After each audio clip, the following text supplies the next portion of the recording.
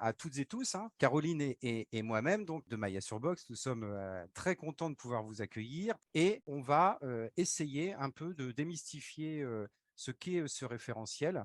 Ce que je vous propose de découvrir, on va regarder effectivement ce que sont les différentes matières professionnelles, parce que l'objet de ce webinaire ce soir, c'est de traiter uniquement les matières professionnelles. On passera un petit peu de temps sur les épreuves. On ira imaginer ce que peut être aussi une organisation d'équipe pédagogique. Ça, c'est assez important parce que c'est souvent un problème que l'on rencontre, hein. On regardera quels sont les thèmes importants qui sont à amener justement dans chacune de ces unités dites professionnelles. Et puis, si vous voulez bien, si vous avez quelques thématiques, si vous avez des souhaits, hein, et bien d'étudier ensemble quelles peuvent être vos sollicitations en termes d'autres webinaires et dans la limite, bien sûr, de nos compétences. Ça, c'est évident. Et puis, on se gardera un petit laps de temps, hein, pour pouvoir répondre à vos questions. Dans un premier temps, eh bien, ce BTS, il est constitué d'un certain nombre de choses, hein. On va avoir des classifications qui sont spécifiques, c'est-à-dire qu'on va parler de blocs, hein. On va parler d'un bloc qui est lié à la communication digitale, un bloc qui va être lié à tout ce qui est développement, conduite d'entretien, un bloc qui va être lié à la culture professionnelle. Pour chaque unité va correspondre une épreuve. Unité, c'est un U, l'épreuve devient un E. Les U, ce sont les unités, les E, ce sont les épreuves. Et dans le référentiel, pour chaque épreuve, pour chaque bloc, pour chaque unité, en fait, on va trouver un certain nombre de choses que sont des compétences. Il y a une notation de 1 à 4 sur ces différentes compétences pour savoir quelle est leur importance en fait dans le diplôme. Vous le verrez, on n'est pas obligé d'aller aussi loin dans de l'indemnisation, par exemple, en corporel. A contrario, dans de l'indemnisation matérielle, on va attendre de l'apprenant à ce qu'il ait un niveau technique relativement élevé. À partir de là, on va avoir un certain nombre d'épreuves. Vous voyez que les formes peuvent être différentes. On a des interrogations, entre guillemets, qui vont être à l'écrit, d'autres qui vont être à l'oral, hein. Ce qui est important, c'est de bien les préparer sur la durée de ces épreuves. Mais outre ça, regardez l'importance que revêtent ces différentes épreuves, notamment en termes de coefficients. 17 coefficients sont représentés par les matières professionnelles sur les 22 qui sont attribués pour ce BTS hors option, puisqu'il existe 2 options, une deuxième langue facultative, et vous avez également une deuxième option qui s'appelle l'engagement de l'étudiant, qui est assez récent, avec peu d'étudiants qui la présentent, mais quelque chose qui est relativement intéressant parce que dès lors que c'est présenté et que ce n'est pas trop mal présenté, il est rare de trouver des notes en dessous de 15. Et dans cette option, je rappelle que seule la partie des notes au-dessus de la moyenne va impacter effectivement le BTS. Quand on regarde encore une fois ces coefficients, une chose qui est essentielle, les épreuves à l'oral, hein, avec un coef 7, eh bien, globalement, vous avez 33% du BTS qui est sur cette notion d'épreuve à l'oral. Je ne dis pas que tout se joue sur l'oral, hein, je dis simplement que beaucoup se joue sur ces oraux. Je vais laisser la parole à Caroline, hein, qui va effectivement vous détailler un petit peu plus la notion d'épreuve, cette fois-ci en U31. Alors, concernant l'épreuve U31, ça, c'est l'épreuve écrite en culture professionnelle. Alors, ça veut dire quoi l'épreuve de culture professionnelle? En fait, c'est un dossier qui est remis au client, j'allais dire à l'assuré, mais non, à l'élève, le jour de l'épreuve. Et dedans, il va devoir traiter 2 ou 3 sous-dossiers selon la longueur du dossier. Donc, ça peut porter, il peut y avoir, par exemple, un dossier sur l'assurance de dommages, un dossier sur l'assurance de personnes et un autre dossier sur l'assurance vie. En général, ils essayent de mixer. Dans chaque dossier, on va avoir des questions et des annexes. Alors, les annexes, ça va servir de support pour traiter une situation qui pourrait correspondre à une situation réelle. Et dedans, on va traiter le contrat, de la souscription. Il peut y avoir des questions qui portent sur la souscription ou la vie du contrat, c'est-à-dire la gestion du contrat, jusqu'à la résiliation. Alors souvent, il y a des questions qui reviennent de façon récurrente. Par exemple, on peut vous demander de tarifer un risque. Par exemple, en assurance habitation, on peut vous demander de tarifer un risque, ou en automobile, de calculer l'impact du bonus-malus ou des conducteurs novices. Ça, c'est des questions qui reviennent régulièrement parce que ça influe sur la tarification. On retrouve également des questions sur le non-paiement des primes. Qu'est-ce qui va se passer si jamais le client ne paie pas? À quelle date la mise en demeure, par exemple, va être envoyée? À quelle date les garanties sont suspendues ou résiliées? Il y a d'autres questions qui reviennent aussi régulièrement, c'est notamment la résiliation. Ça, on la voit quasiment chaque année. C'est quelle est la possibilité pour l'assuré de résilier? Alors, bien souvent, sur ce type de questions, ben, l'élève doit lister toutes les possibilités pour résilier, celles qui ne sont pas possibles, parce que toutes les résiliations ne sont pas éligibles. Par exemple, la loi Châtel, pour les professionnels, c'est pas possible. Souvent, l'élève se dit avec la loi Hamon, on peut tout faire. Mais non, on peut pas tout faire. Il y a des résiliations qui sont possibles, des motifs de résiliation qui sont possibles, d'autres non, donc va falloir les écarter. Et après, selon la situation qui est décrite, statuer sur le meilleur motif de résiliation pour l'assurer. Donc, il y a vraiment toute une palette de questions qui peut être posée de la souscription à la résiliation du contrat. Hors sinistre, ici, on ne traitera jamais des sinistres, mis à part où on peut le trouver, c'est en complémentaire santé.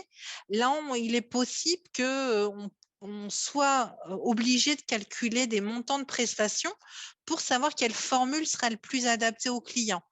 Mais à part ça, j'ai jamais vu de gestion de sinistre en culture professionnelle. Concernant cette épreuve, le jour de l'examen, les annexes vont permettre de comprendre la situation, de comprendre le contexte. Parfois même, il va y avoir des aides sur des articles un peu compliqués du code civil, par exemple. Mais il faut savoir que l'académie nous précise bien que les élèves doivent connaître les fondamentaux, c'est-à-dire tout ce qui concerne les articles courants, les articles basiques du code des assurances. En revanche, jamais pour l'instant, ils n'ont été en mesure de nous donner une liste officielle. Donc, c'est un peu à l'appréciation de chaque formateur d'essayer de déterminer quels sont les articles fondamentaux du Code des assurances à enseigner aux élèves. Donc là, c'est vraiment une épreuve où il y a les annexes, mais il y a aussi les savoirs de l'élève qui vont lui permettre de répondre aux questions. Concernant l'épreuve U41, donc ça, c'est l'épreuve toujours écrite, mais en gestion de sinistre.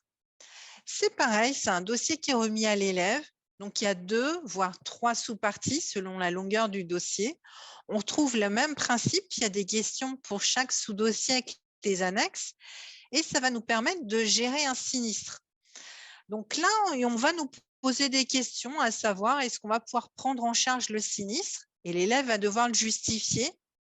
On va aussi avoir des calculs d'indemnisation où l'élève devra expliciter sur quel principe il se fonde pour pouvoir après donner le montant de l'indemnité.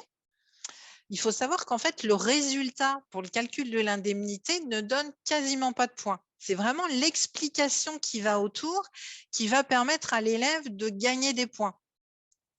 On va aussi poser des questions sur les recours éventuels qui sont possibles. Donc là, bien souvent, on retrouve la convention IRCA, par exemple, la convention IRSA, par exemple, ou la convention IRSI en habitation. On peut avoir aussi des questions, par exemple, sur la liste des documents qui vont être nécessaires pour traiter un dossier. Je pense par exemple à l'assurance vie en cas de décès. Donc là, c'est vraiment assez vaste. Et il y a des annexes malgré tout sur la convention qui peuvent être données pour aider l'élève à mieux appréhender le dossier. La rédaction, c'est vraiment ça qui va donner des points. Il faut qu'il y ait une structure et on peut constater que cette épreuve, elle est ancienne, elle n'a pas vraiment été changée par rapport à la réforme et on peut constater qu'on retrouve une rédaction type. Nous, on l'appelle chez Maya Surbox la méthode FEC. Donc, pour la méthode FEC, pour répondre à une question, on va se baser sur, dans un premier temps, le fondement, c'est-à-dire que l'élève doit énoncer sur quoi il se fonde pour analyser la situation. Par exemple, ça peut être un article du Code des assurances. Après, il va le mettre en l'espèce par rapport à sa situation. Il va le transposer par rapport au cas qui lui est présenté. Et après, ça va lui permettre de conclure. Concernant les épreuves orales, je vais laisser la parole à Fabrice, qui est spécialiste des épreuves orales. Oui, alors spécialiste, c'est un bien grand mot, mais disons que oui, c'est un peu effectivement un sujet important, hein. Donc, la U32, c'est une épreuve importante. Pour cette épreuve U32, on va retrouver 5 fiches qui doivent porter sur 3 produits différents. Mais surtout, ce qu'il faut bien voir au travers de cette épreuve, hein, c'est qu'on va juger de la qualité d'un entretien professionnel. Derrière ça, derrière la complexité de ce qu'on peut trouver dans le référentiel, c'est qu'on a 2 importances, on a le fond et la forme qui vont être jugés. En clair, est-ce que le jury que j'ai en face de moi, en gros, serait apte à dire oui, je le recrute, ou je recrute mais avec des réserves, ou je le recrute pas tout à fait tout de suite, ou je le recrute pas du tout. Alors, comment ça se passe? Eh bien, d'abord, on peut l'avoir sous 2 types, soit en CCF, soit en ponctuel. Globalement, en termes de forme, c'est à peu près la même chose, hein. La différence va être en fait dans la répartition du temps, hein. Et en CCF, 2 épreuves vont être possibles, alors qu'en ponctuel, on n'a qu'une seule chance de réussir cette épreuve. Le jury va s'appuyer sur les 5 fiches qui ont été réalisées et il va préparer une modification de paramètres pour 2 de ces fiches.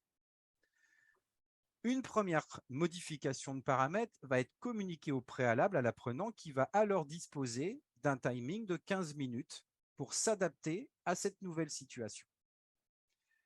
À partir de là, il va entrer dans la salle d'examen, en tout cas dans le lieu où il va être interrogé et va débuter son entretien, hein, avec quelques obligations.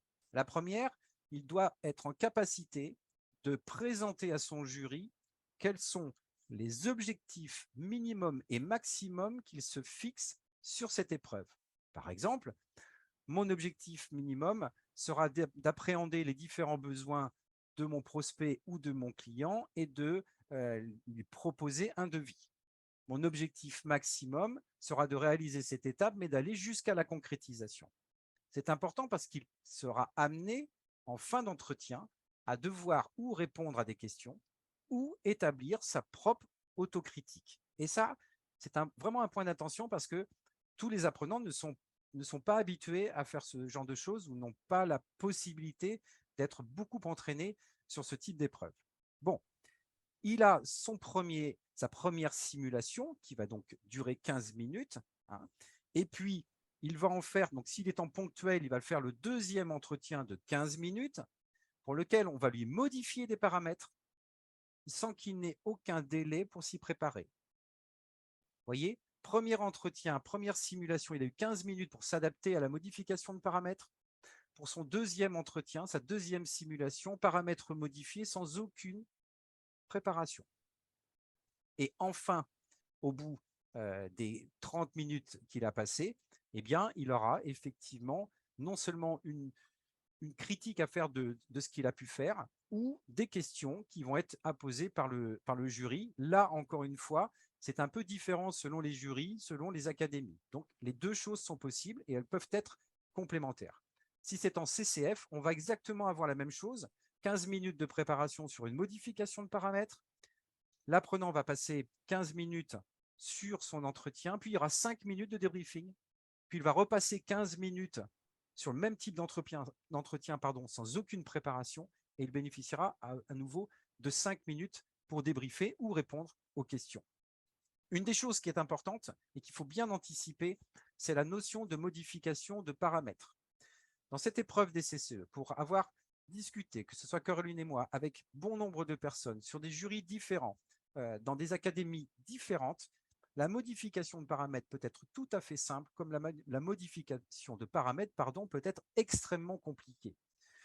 J'ai réalisé une fiche de découverte épargne où j'ai imaginé un scénario pour quelqu'un qui vient effectivement placer 10 000 euros et la solution que j'ai pu lui apporter, hein, au vu du scénario, c'est d'aller sur des livrets bancaires et on se retrouve avec une modification suite à héritage.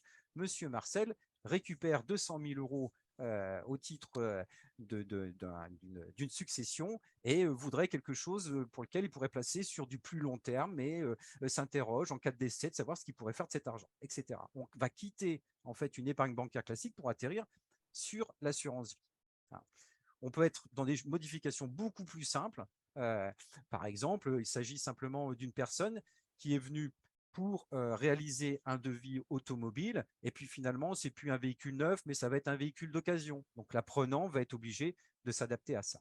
En tout état de cause, les choses qui vont être importantes, c'est de respecter un plan très structuré. D'abord l'accueil, bien évidemment.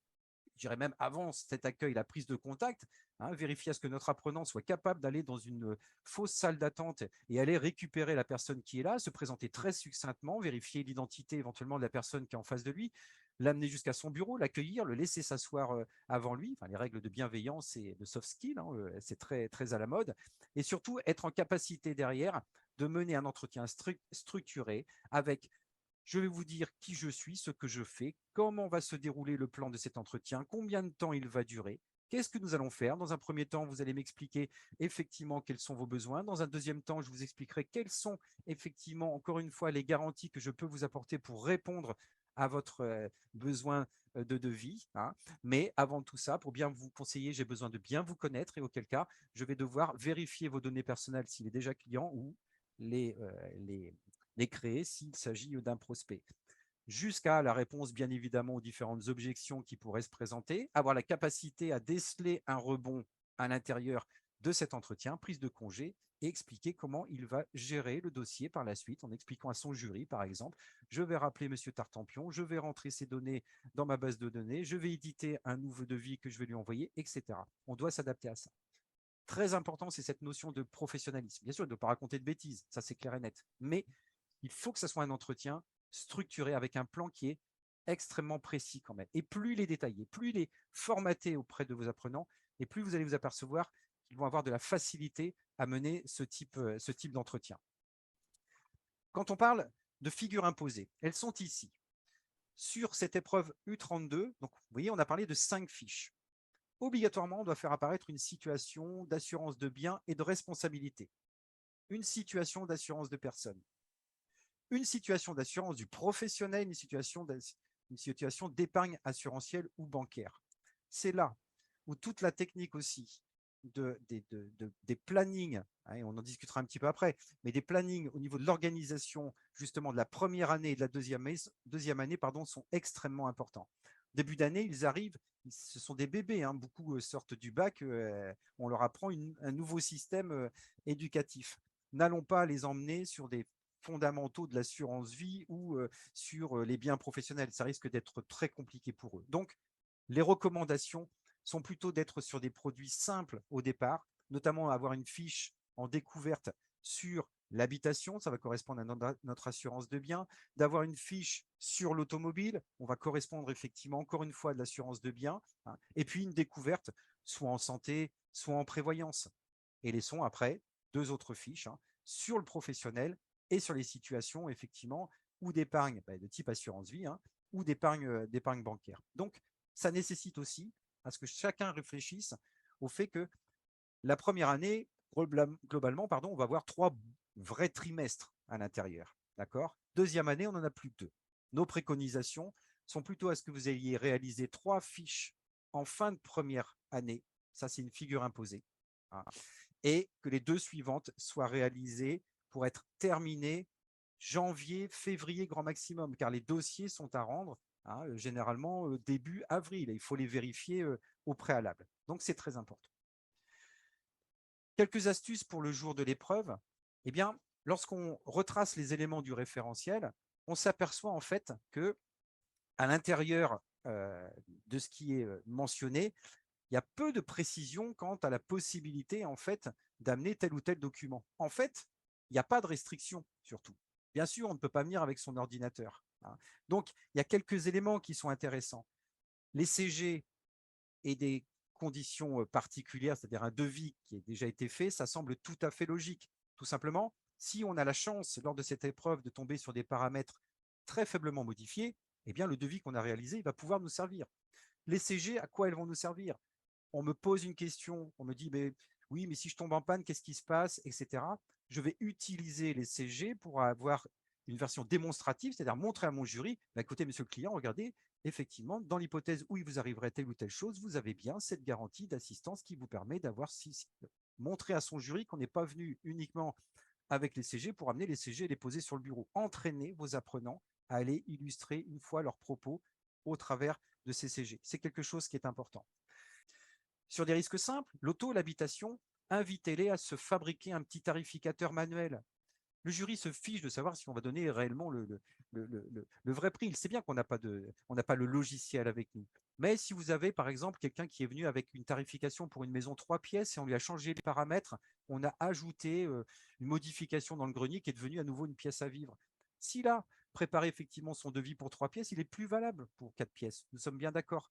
Amenez-le, faites-lui fabriquer manuellement, enfin informatiquement, un petit tarificateur qui dit que pour des risques de catégorie 1, 2 ou 3, et pour une pièce, 2 pièces, 3 pièces, 5 et plus, vous lui mettez des petits tarifs dessus. Ça va l'aider. Deuxième épreuve d'oral, un peu moins compliquée quand même, hein, c'est l'épreuve en accueil en situation de sinistre. Hein. Donc cette fois-ci, il s'agit d'une épreuve de 20 minutes. 20 minutes avec un découpage qui est le suivant. Hein. On va avoir 15 minutes d'entretien. On va simuler cet accueil en situation de sinistre. Puis nous aurons 5 minutes accordées par le jury qui sont, ça dépend des jurys, alors très souvent des questions complémentaires ou des demandes de précision, mais quelquefois, on leur demande aussi de débriefez-moi votre entretien, comment ça s'est passé. Donc, habituez-les aussi à cette éventualité. Dans cette épreuve, il n'y a pas de préparation. Hein. L'apprenant va arriver, mademoiselle, fiche numéro 3 concernant telle situation. Et dans le référentiel, il est glissé entre 2 ou 3 lignes la possibilité de modification de paramètres. Elle est moins formalisée que dans l'épreuve U32 où il existe un document spécifique sur lequel on va marquer les modifications de paramètres. Elles sont prévues lors de l'épreuve. Ce n'est pas le cas en U42. La modification de paramètres, entre guillemets, quand on lit entre les lignes et quand on regarde ce qui s'est passé depuis 2017, cette modification de paramètres, elle est à la discrétion du jury. Par contre, dans le cadre d'une gestion de sinistre, on ne peut pas le sortir du produit qui a été choisi sur la fiche. D'accord ? S'il vient pour exposer une situation d'un sinistre dans une habitation, on ne va pas lui dire « vous avez cartonné avec votre véhicule ». Non, on restera dans l'habitation. Par contre, il peut ne plus s'agir d'un incendie, il peut s'agir d'un vol, il peut s'agir d'un acte de vandalisme. D'accord ? Ce qui nécessite, encore une fois, à ce que l'apprenant soit extrêmement structuré dans son accueil, dans son entretien, pardon, et qu'il soit en capacité effectivement à s'adapter à un changement de situation. Ça implique deux choses. Maîtriser un plan, très important, et deuxièmement, maîtriser également la technique de découverte de cette gestion de sinistre et d'aller chercher les réponses qui lui manqueraient au travers de ces conditions générales. Comment on va gérer ça? Un peu de la même manière qu'en situation de développement commercial. Hein. On va aller accueillir son client, enfin c'est forcément un client, c'est pas un prospect. On va accueillir son client et puis on va personnaliser l'accueil. Petite astuce là-dessus. Si la personne effectivement vient en disant « je viens vous voir parce que suite au décès de ma maman, j'ai quelques interrogations concernant tel ou tel produit », oui, écoutez, venez vous asseoir, je vais vous expliquer comment ça va se passer. Apprenez l'empathie. Rappelons-nous une chose, c'est un entretien professionnel, encore une fois, pour une situation traumatique d'un client, un sinistre. Donc, il faut s'adapter à ce genre de choses. Ce qu'on va demander, ce qu'on va juger, quelle est la capacité à l'étudiant de comprendre les différentes circonstances, de vérifier que le sinistre et les nouvelles conditions qu'on lui impose rentrent toujours dans ses critères de recevabilité, d'expliquer à partir de là à son assuré comment il va procéder, quels sont les éléments qui vont être mis en place, expertise, pas expertise, véhicule de remplacement, etc.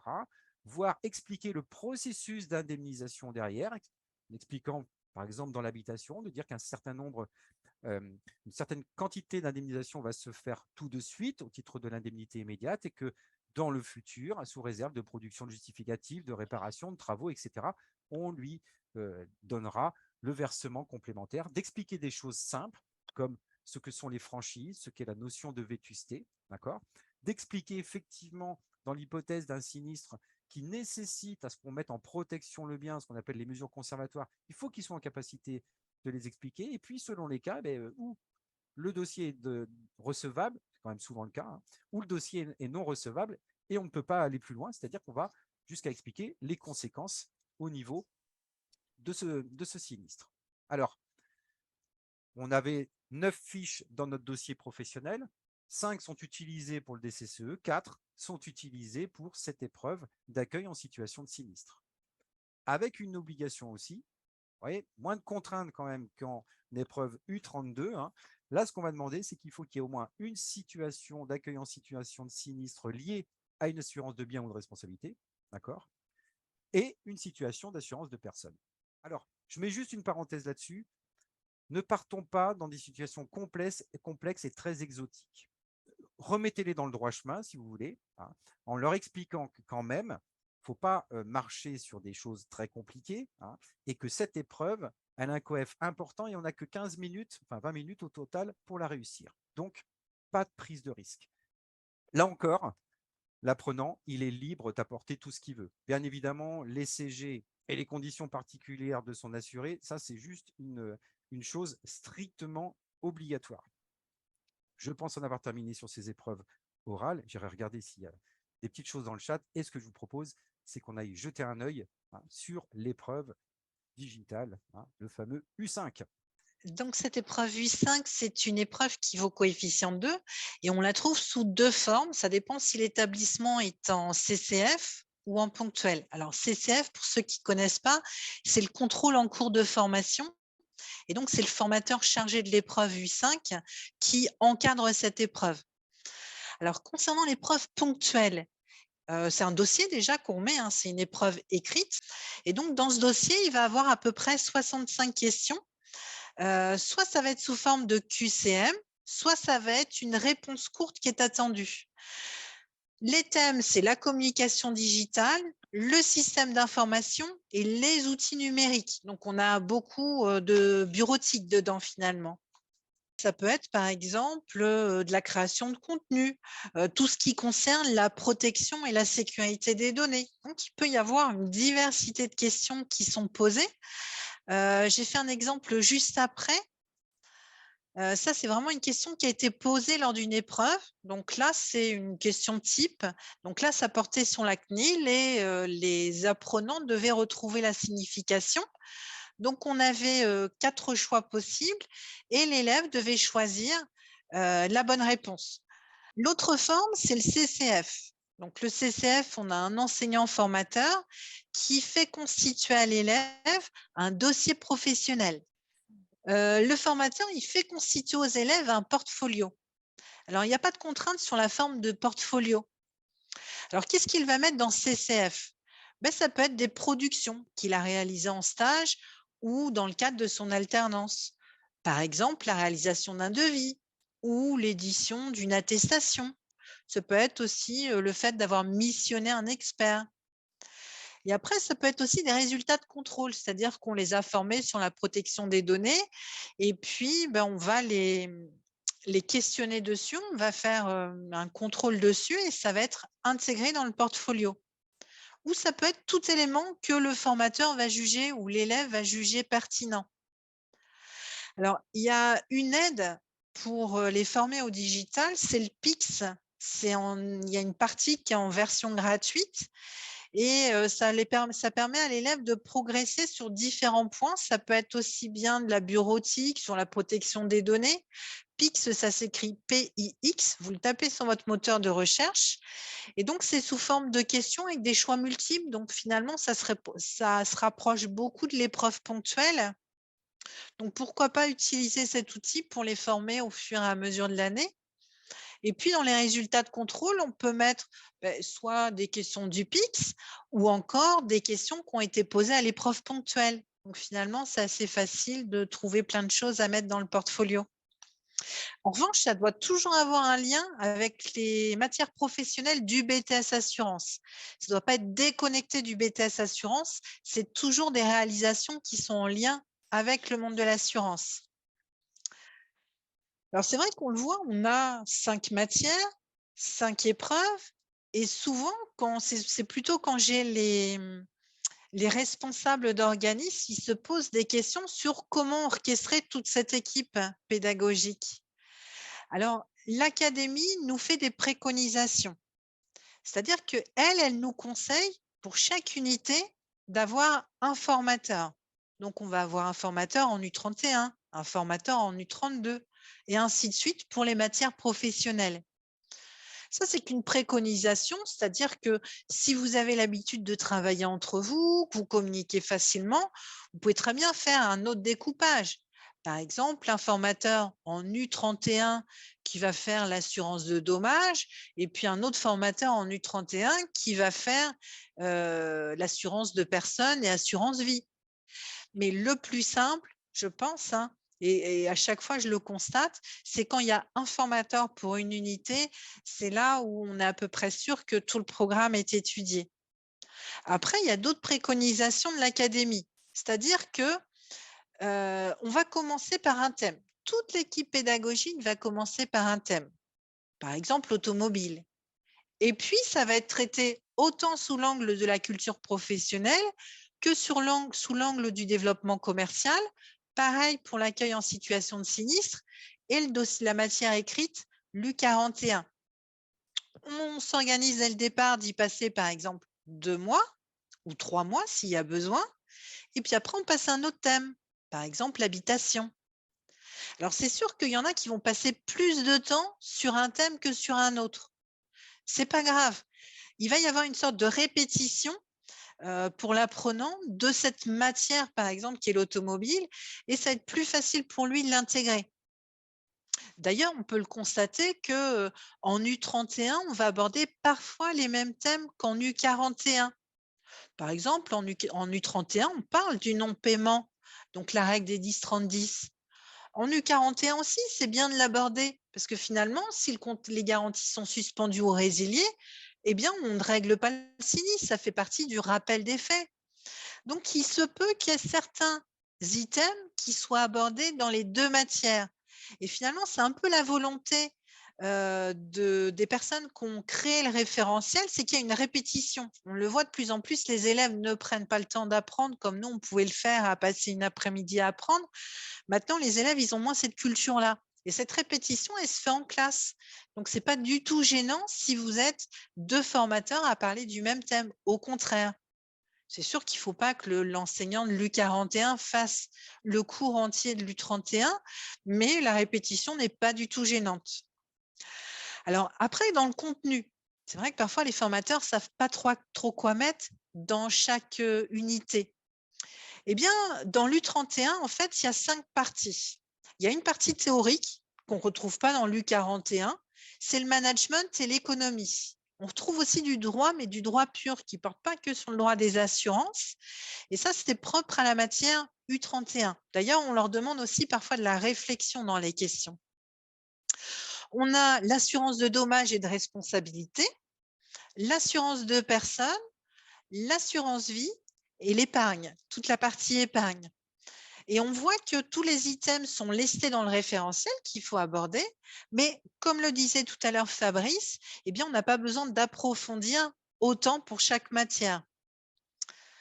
Concernant les thèmes abordés en U41, donc là, c'est un peu plus restreint, mais par contre, les thèmes sont plus longs à aborder.